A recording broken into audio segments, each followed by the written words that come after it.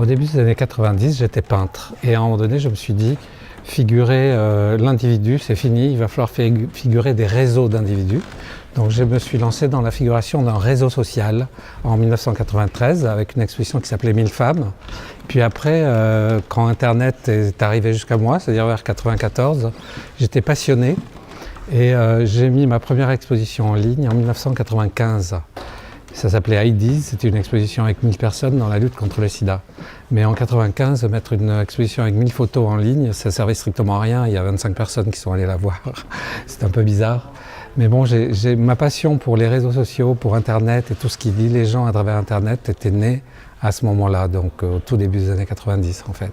Et en 2001, j'ai eu l'idée dans cette série de portraits par 1000 de faire un hommage aux pionniers de l'Internet, puisque moi-même j'étais très passionné par ça. Et donc on a pris quelques-uns des premiers qui nous ont amené les autres. On a fait fonctionner le réseau, comme toujours c'est le principe du réseau social.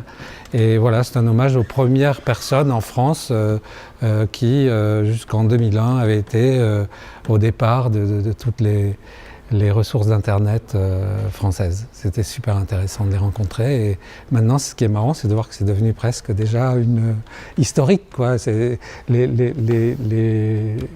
portraits ont vieilli parce qu'ils ont été stockés et tout ça. Et ça devient presque une antiquité, ce qui est assez rigolo quand on parle d'Internet. Mais enfin, c'est comme ça.